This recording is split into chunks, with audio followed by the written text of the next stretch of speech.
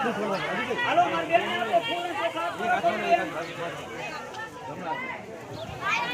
બેન ન્યા બાપા ઉપર વાતું ન કરશો, ઓસરીમાં બાપા વાતું ન કરશો બેન, ઓસરીમાં વાતું ન કરશો, નીચે બેસી જાઓ બાપા, નીચે બેસી જાઓ, નીચે બેસી જાઓ, વાતું ન કરશો બસ. દરેક જણ હાથમાં ફૂલ અને ચોખા ભગવાન ગણપતિ દાદાનું આપણે સ્મરણ કરવાનું. જો ગણપતિ દાદાને તમને મૂર્તિ ને આપેલી છે બરોબર, દરેકે ગણપતિ દાદાનું મનની અંદર ધ્યાન ધરવાનું. વિઘ્નેશ્વરાય વરદાય સુરપ્રિયાય લંબોદરાય સકલાજગતાય નાગાનનાય સુતિભે વિભૂષિતાય ગૌરી સુતાય ગણનાથ નમો નમસ્તે. વક્રતુંડ મહાકાય સૂર્યકોટિ સમાપ્રભા નિર્વિઘ્નં કુરુ મે દેવ સર્વકાર્યેષુ સર્વદા. ગણપતિ દેવતા આસનાર્થે મંત્ર પુષ્પાંજલિ સમર્પયામિ. નમો નમઃ. પગે લાગીને ભગવાનના ચરણ કમળોની અંદર ફૂલ અને ચોખા તમે થાળી મૂકી લો. ચાલો હવે જે નાગર દાદા જે ગણપતિ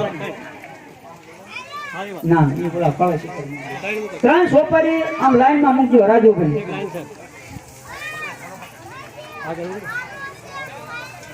બસ આ મૂકો દાદા, આમ મુકાય. બસ સોપારી સીધી રાખો.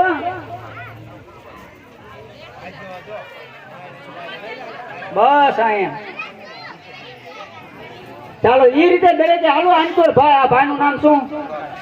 પ્રકાશભાઈ. ઓલી ત્રણ સોપારી એક સરખી લાઈન માં મૂકો ભગવાન. બસ આપણે ગણપતિ દાદા નું પૂજન કરવાનું છે. એ બે રીતિ અને સિદ્ધિ એમના ધર્મ પત્ની. આપણે આ પૂજા બેઠા હોય અને આપણા ઘરના આડા બેઠા હોય તો આપણે કેટલું દુઃખ થાય? દુઃખ થાય ને. તો ધર્મ નું કામ કરવાનું, ભગવાન નું કાર્ય કરવાનું બરોબર. એટલે મેં પેલા કીધું કે ધર્મ નું કાર્ય કરવાનું છે. દરેક જણ અહીંયા મન આપણું અહીંયા રાખવાનું, વાતું કરતા હોય ત્યાં ધ્યાન નહીં દેવાનું બરોબર. ચાલો દરેક જણ જોઈને જળની ચમચી ને દરેક ને આપેલી છે. લોટામાં પાણી છે અને પણ વાટકામાં પણ પાણી છે બરોબર. પેલા વાટકાથી બબે ચમચી જળની અર્પણ કરો વચ્ચે સોપારીને. બેનો એ એક એક ચમચી પંચામૃત. જો તમને પંચામૃત નો બેન વાટકો આપેલો જ છે દરેક ને. તમારે નાગર દાદા 2 ચમચી જળની, તમારે માડે 1 ચમચી પંચામૃત ની. અહીંયા ધ્યાન દો તમે જોઈને વાટકો મૂક્યો બરોબર. વચ્ચે સોપારી સિદ્ધોદક સ્થાનંદર સમર્પયા. 1 ચમચી બેનું 1 ચમચી પંચામૃત, 2 ચમચી પાણી ચડાવે એટલે બેનું 1 ચમચી પંચામૃત ની ચડાવી દેવાની. તમારે 1 ચમચી પંચામૃત ની રાજુભાઈ મારી બેન ને કહો 1 ચમચી પંચામૃત ની ચડાવી દે.